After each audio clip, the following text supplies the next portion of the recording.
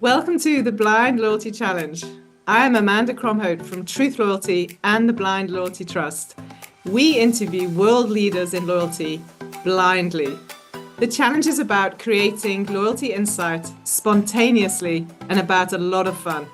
Simultaneously, it is about raising the awareness of the Blind Loyalty Trust, and 100% of the proceeds from my book, Blind Loyalty 101 Loyalty Concepts Radically Simplified, go towards the trust. We hope you enjoy the Blind Loyalty Challenge.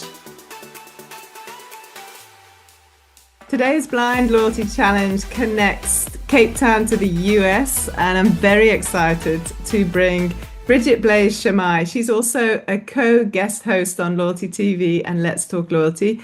We're both airline ladies, and we actually are horrified it's taken us so long to connect. So the Blind Loyalty Challenge has connected us. Bridget, welcome. Thank you, Amanda. I'm truly delighted to be with you here today. Yeah, I'm super excited. I've really been looking forward to this. So your first question is set by Marlin Chan. And the question Marlin asked is, why do companies fail in loyalty? Gosh, I think that's a big question and always a good one to kick off a good conversation.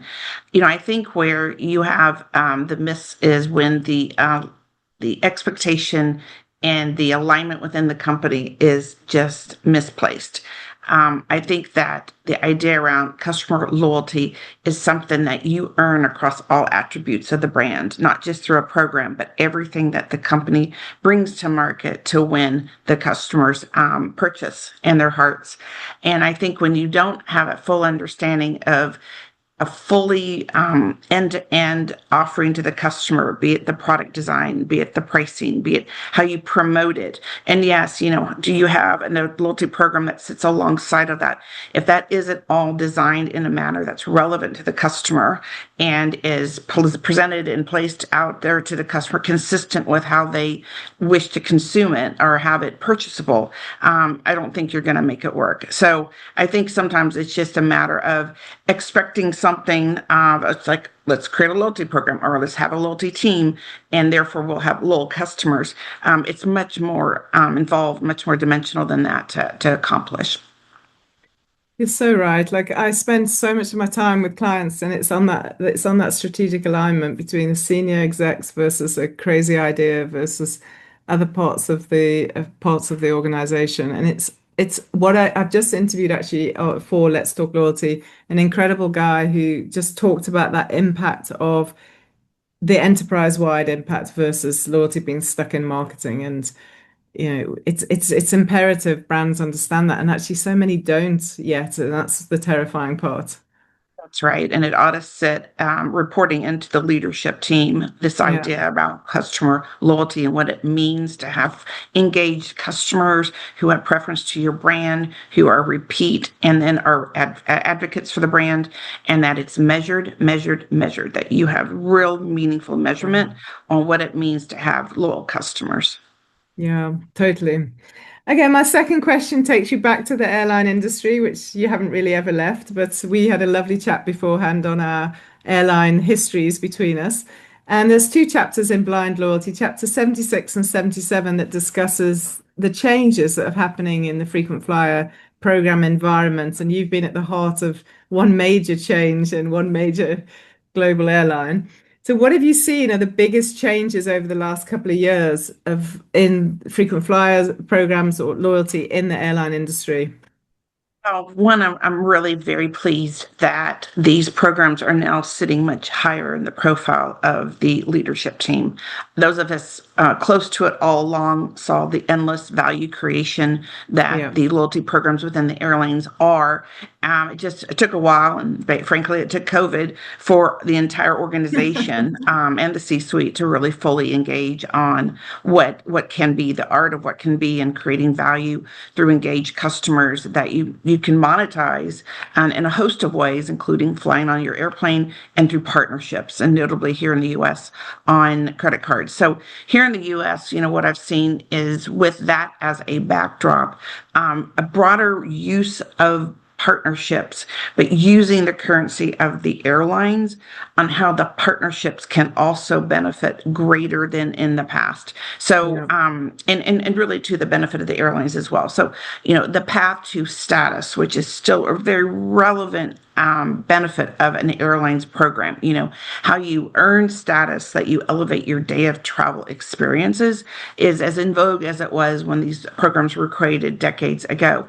And to have opened the Scepter app to afford someone earning status from flying and from spending or just from one or the other, I think has been a big unlock of value for all customers and affording folks a greater sense of access to status, but still earning it. Still, the Yeah. integrity of earning Yeah. the status remains. So I think that's, to me, very exciting. The increased profile and the broadening of the use of the loyalty program assets to partners, and I think to the betterment of customers engaging with the brands itself. Yes, and I actually remember you talking about this at length on one of the Let's Talk Loyalty shows, and it was probably, I think I said to you, one of my absolute favorites. So, and look how all the other airlines have followed suit. So, Right. I think it was a great unlock for the industry. Much like American Airlines created the first program back decades ago, and many then followed. yes, I think it just makes sense. And of course, what you also are seeing, which I think is also very exciting, is airlines are having much more of their own personalities within how they design, pardon me, define their loyalty schemes. It used to be a little more pretty conforming within the industry. And, really the last several years, you see much more of the airlines' personalities and their networks, et cetera, all really be considered in what is the bones of their respective programs. yeah, it's good. It's very nice to see. Okay, my third and last question. Chapter 54 in Blind Loyalty asks the question, does redemption really change behavior? What's your opinion on this? Absolutely.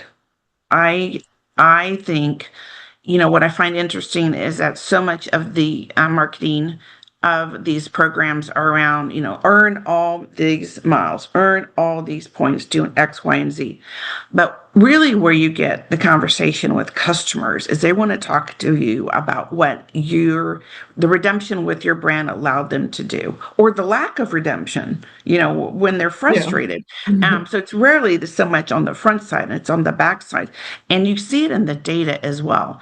What often I would see is a customer has made a redemption and then they're back accelerating their path to earning more. So it's been terrific, almost rinse repeat type of action by the customer that keeps them engaged. But again, it's really, really important that the brands are returning relevant value to the customers so that the redemption can happen.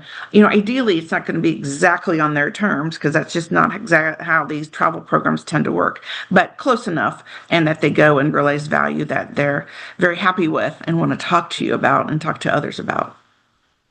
I actually asked this question about 50 shows ago, so about a year ago, to Jitendra Jain from Marriott Bonvoy. And he gave obviously a very similar answer about yes, absolutely. And he talked about the redemption stay, this being that hero stay. It just changes everything because you kind of return to the hotel with your family instead of always being there on your own on business. And suddenly it's all worthwhile and the program gels the whole thing together. It was just One- beautiful. 100%. And the other thing it allows the customer to do, certainly in the airline space, they get to assign whatever value of money they saved by redemption all on their own, given the way we price in the air world. Lots of different price points for a seat on the plane. And the customers then, afforded an opportunity to say, I saved $1,000 by using these miles. Yeah. And it feels really, really, really good. Yeah, absolutely. I have these little moments. I went shopping with my daughter and we were in a pharmaceutical store and we just walked out with the basket. Obviously, I went via checkout, but I didn't pay anything. And she went, Mom, you haven't paid anything. I said, it's magic, isn't it? And she can't, I hear her telling her friends, my mum got everything for free and changed everything. Exactly. And I think the word that you use is spot on. It's a sense of magic, a feeling of magic. I mean, a lot of hard work goes on behind the scenes by all participants, including the customer. But at that moment, when it all comes to bear and all gets to be realized, really is a Yeah. feeling of magic. Yeah, great. Maybe we should rename it the magic moment. Thank you, Bridget. I knew I'd enjoy this conversation and I knew I'd actually feel that it's too short, but I keep to my three questions on the blind loyalty challenge. So actually, I've got two more questions because I asked you to tag somebody if you could share that with me, and then another question to ask somebody. I'm tagging Jonathan Clarkson, the former head of Rapid Rewards at Southwest Airlines. And my question is this, um, building upon your ask of me of what have I seen the last few years in the U.S. airline space and loyalty programs, I want to ask, how is the brand thinking about a payment strategy consistent along the same lines of its loyalty strategy?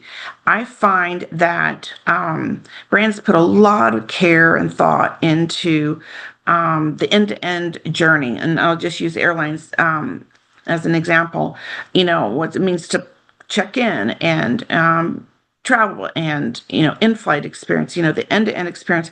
And I find that there's not enough consideration for how the customer is paying for that product. And I think there's a lot of opportunity to both engender loyalty and to lose a sale. I think it's an opportunity to score the deal as well as to have purchase attrition. And I just don't see enough discussion around where does your payment strategies fit within your end-to-end customer experience strategy, all a part of winning that customer over to be a repeat loyal customer to the brand. Stunning. No one's asked that before, and that's going to be pretty tricky for someone to answer. So I'll have to think who to ask it from, but thank you. It's super. It's a Bridget, passion of mine. yeah, no, I can see combining airline loyalty and the payment piece. Bridget, thank you so much. I really enjoyed chatting to you. And as I said, I'm would just carry on because there's so much we could talk about. Well, it's been a delight, Amanda, all around. And thank you for having me as a guest today.